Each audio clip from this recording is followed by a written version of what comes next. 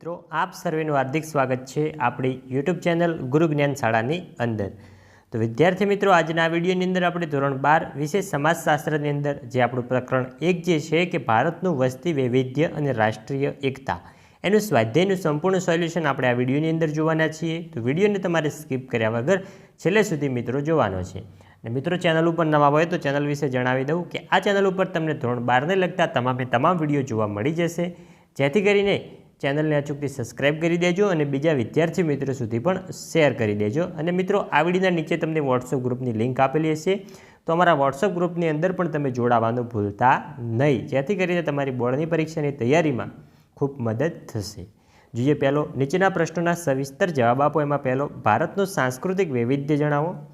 તો ભારતનું સંસ્કૃતિ એ વિશ્વમાં સમન્વય અને સાતત્યનું સર્વોત્તમ ઉદાહરણ છે। હડપ્પીય સભ્યતાથી શરૂ કરીને વર્તમાન સમય સુધી ભારતીય સમાજમાં અનેક સાંસ્કૃતિક વિવિધતાઓ જોવા મળે છે। દરેક યુગમાં ભારત સાંસ્કૃતિક ગતિવિધિઓથી ધમધમતો રહ્યો છે। તો મિત્રો તમારે પરીક્ષાની અંદર ને તમારા ચોપડાની અંદર પણ આવી રીતે સેમ ટોપિક પાડીને લખવાનું છે। જોઈએ આગળ, વિવિધ તબક્કામાં સ્થળાંતરિત થઈને આવેલા વિવિધ સમુદાયોની જીવનશૈલીના કારણે ભારતમાં ભાતીગળ સંસ્કૃતિ વિકાસ પામતી રહી છે। ભારતમાં ઉત્તરથી દક્ષિણ અને પશ્ચિમથી પૂર્વ એમ સમગ્ર ભારતના વિશાળ પ્રદેશમાં પ્રાદેશિકતાને આધારે સાંસ્કૃતિક વૈવિધ્ય જોવા મળે છે। દરેક પ્રદેશની સંસ્કૃતિ પોતાની આગવી ભાત ઊભી કરે છે અને સાથે સાથે અન્ય પ્રદેશની સંસ્કૃતિમાં ભાગીદાર થવા પ્રયત્ન કરે છે। પરિણામે સાંસ્કૃતિક એકતા મજબૂત બને છે। ભારતીય સમાજની સાંસ્કૃતિક વિવિધતા દેશ વિદેશમાં જાણીતી છે। નેક્સ્ટ આગળ વધીશું। તો સમગ્ર ભારતના સાંસ્કૃતિક વૈવિધ્યને નીચે પ્રમાણે અનેક સ્વરૂપે જોઈ શકાય છે। તો તમે જોઈ શકો છો મિત્રો ઉત્સવો, તો ભારતના ઉત્સવો વિશે માહિતી આપેલી છે। નેક્સ્ટ આગળ વધીશું। તો ભારતની ભાષાઓ, તો ભારતમાં કઈ કઈ ભાષાઓ બોલાય છે? ટોટલ 22 ભાષા છે બંધારણ મુજબ, તે 22 ભાષા આપેલી છે, જે તમે જોઈ શકો છો વિડીયોમાં મિત્રો। નેક્સ્ટ હવે આપણે આગળ વધીશું। તો પોશાક, તો ભારતીય લોકોના પોશાકમાં અનેક પ્રકારની વિવિધતા જોવા મળે છે। પોશાકના કારણે દરેક પ્રદેશની ઓળખ ઊભી થાય છે, દાખલા તરીકે પંજાબી, રાજસ્થાની, ગુજરાતી વગેરે પોશાક। ધર્મ આધારિત પોશાકમાં પણ સાંસ્કૃતિક વિવિધતા જોવા મળે છે, દાખલા તરીકે મુસ્લિમોમાં બુરખો અને શીખોમાં પાઘડી વગેરે। ચોથો જોઈએ ખોરાક, તો ખોરાક વિશે પણ માહિતી આપેલી છે મિત્રો, જે તમે જોઈ શકો છો। નેક્સ્ટ હવે આગળ વધીશું। તો પાંચમો આપણો આવે છે કે જીવન નિર્વાહની રીતો, તેની પણ મિત્રો માહિતી આપેલી છે સંપૂર્ણ, જે તમે વિડીયોમાં જોઈ શકો છો અને વિડીયો સ્ટોપ કરીને આના જવાબો લખી શકો છો। તો આપણી સમક્ષ બીજો પ્રશ્ન છે કે ભારતમાં ધાર્મિક વૈવિધ્યની ચર્ચા કરો।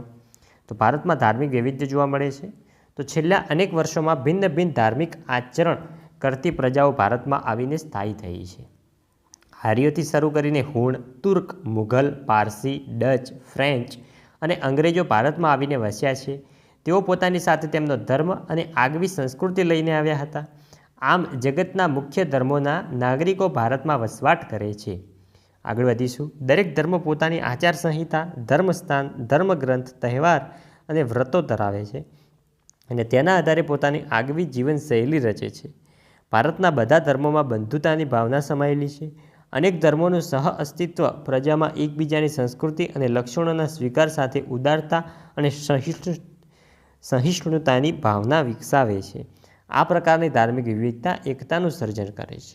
દરેક ધર્મની આધ્યાત્મિક બાબતોમાં સમાનતા છે। દરેક ધર્મ નૈતિક આચરણ પર ભાર મૂકે છે।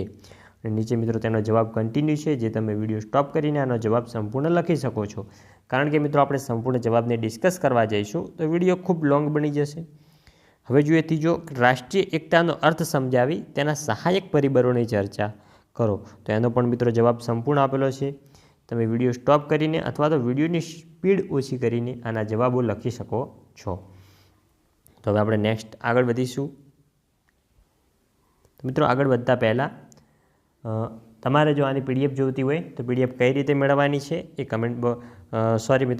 ડિસ્ક્રિપ્શન બોક્સની અંદર માહિતી આપેલી છે। અને ધોરણ 12ના બીજા વિષયના પણ સ્વાધ્યાયના સંપૂર્ણ સોલ્યુશન અમારી ચેનલ પર કરેલા છે, તે તમામ વિડીયોની લિંક પ્લેલિસ્ટ સ્વરૂપે ડિસ્ક્રિપ્શન બોક્સમાં આપેલી છે, તો તે તમામ વિડીયો તમે જોઈ શકો છો। તો મિત્રો ટોપિક વાઇઝ આનો જવાબ લખેલો છે। બીજો ટોપિક આપેલો છે ભારતનું બંધારણ, અને એના વિશે પણ મિત્રો ટૂંકી માહિતી આપેલી છે, ભારતના બંધારણ વિશે પણ।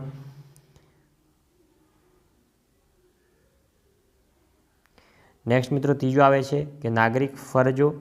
તો નાગરિક ફરજો વિશે પણ માહિતી આપેલી છે, જે તમે જોઈ શકો છો વિડીયોમાં.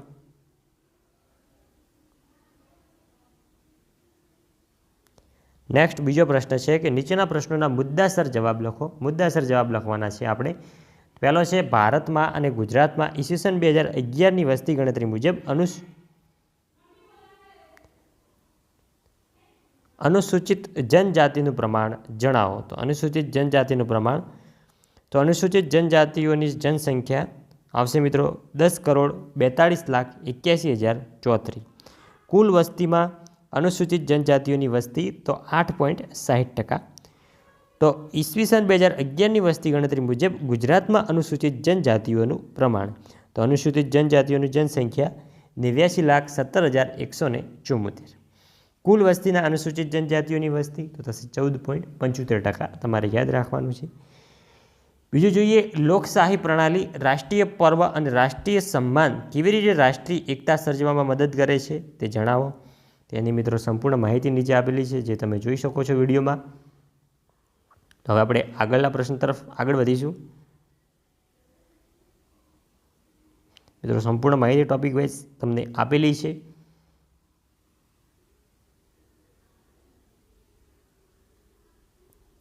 નેક્સ્ટ ત્રીજો પ્રશ્ન છે કે વાહન વ્યવહાર અને સંદેશા વ્યવહારના સાધનો રાષ્ટ્રીય એકતા સર્જવામાં મદદ કરે છે, સમજાવો.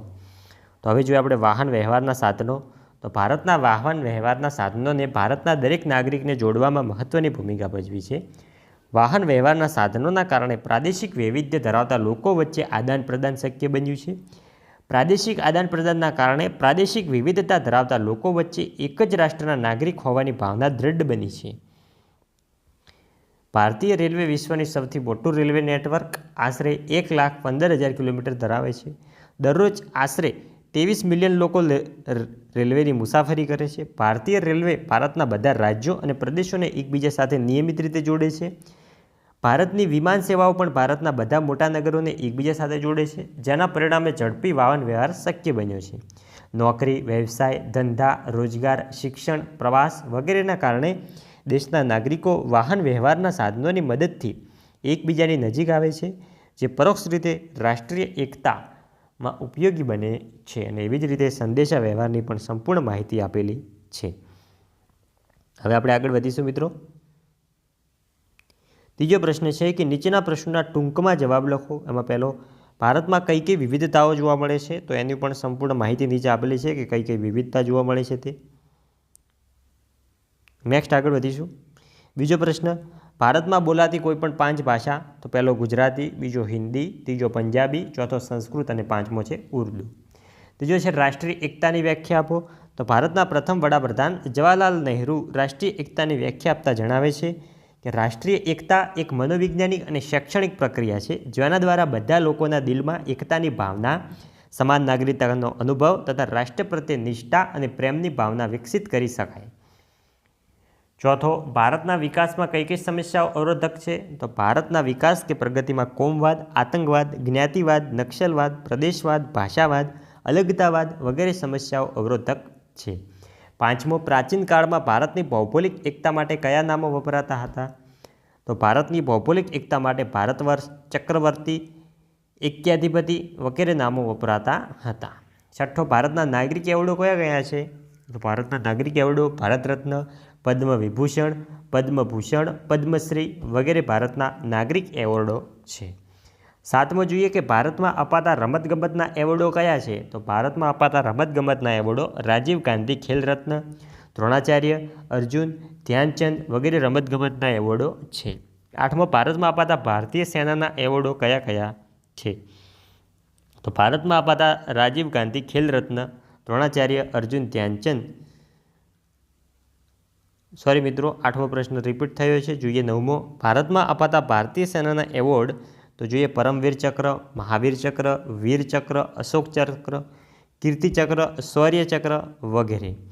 ચોથો જોઈએ કે નીચેના પ્રશ્નોના એક વાક્યમાં જવાબ આપો. એમાં પહેલો, ઈસવીસન 2011ની વસ્તી ગણતરી મુજબ ભારતમાં મહિલા અને પુરુષનું પ્રમાણ જણાવો.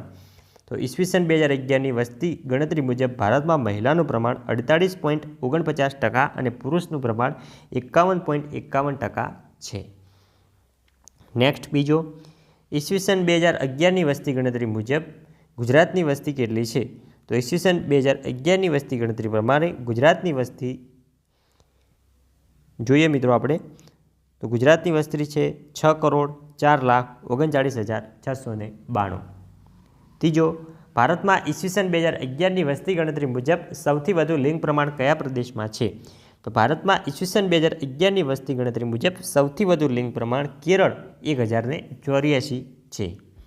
ચોથો, ભારતમાં ઈસવીસન 2011ની વસ્તી ગણતરી મુજબ સૌથી ઓછું લિંગ પ્રમાણ કયા પ્રદેશમાં છે? તો ભારતમાં ઈસવીસન 2011ની વસ્તી ગણતરી મુજબ સૌથી ઓછું લિંગ પ્રમાણ કેન્દ્રશાસિત પ્રદેશ દમણ અને દીવ 618 છે.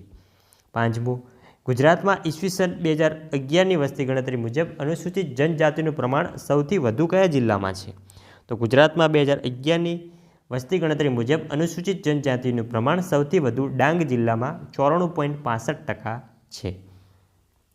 નેક્સ્ટ મિત્રો, સાચો વિકલ્પ પસંદ કરીને પ્રશ્નનો જવાબ લખો. એમાં પહેલો, ભારતમાં સૌથી વધુ કયા ધર્મના લોકો વસવાટ કરે છે? આવશે ઓપ્શન એ, હિન્દુ ધર્મના. બીજો, ભારતમાં ઈસવીસન 2011ની વસ્તી ગણતરી મુજબ સૌથી વધુ વસ્તી કયા રાજ્યમાં છે? ઓપ્શન ડી, ઉત્તર પ્રદેશમાં. જોઈએ ત્રીજો કે ભારતમાં ઈસવીસન 2011ની વસ્તી ગણતરી મુજબ સૌથી ઓછી વસ્તી ધરાવતું રાજ્ય કયું છે? Option B, Jharkhand. નેક્સ્ટ આગળ વધીશું. ચોથો, ભારતમાં ઈસવીસન 2011ની વસ્તી ગણતરી મુજબ સરેરાશ લિંગ પ્રમાણ કેટલું છે? તો આવશે 940. પાંચમો, ભારત દેશ કેટલા ચોરસ કિલોમીટર ભૌગોલિક ક્ષેત્રમાં ફેલાયેલો છે? તો 32,87,264 ચોરસ કિલોમીટર. છઠ્ઠો, ભારતનું રેલવે નેટવર્ક કેટલા કિલોમીટરનું છે? તો 1,15,000 કિલોમીટર. નેક્સ્ટ આપણે આગળ વધીશું. વિશ્વમાં સૌથી મોટું રેલવે નેટવર્ક કયા દેશ પાસે છે? તો આપણા ભારત દેશ પાસે. આઠમો, ભારતનો સર્વોચ્ચ નાગરિક એવોર્ડ કયો છે? Option A, Bharat Ratna. તો મિત્રો, જે આ MCQ છે એ પરીક્ષાની અંદર ઘણીવાર પૂછાય છે, તે કરીને આપણું સ્વાધ્યાય ખૂબ જ IMP છે, તેથી કરીને સ્વાધ્યાય તમારે એકવાર લખીને યાદ કરી લેવાનું છે. તો વિદ્યાર્થી મિત્રો, મળીશું આવા જ વિડીયો સાથે. ત્યાં સુધી આવજો. જય હિન્દ, જય ભારત.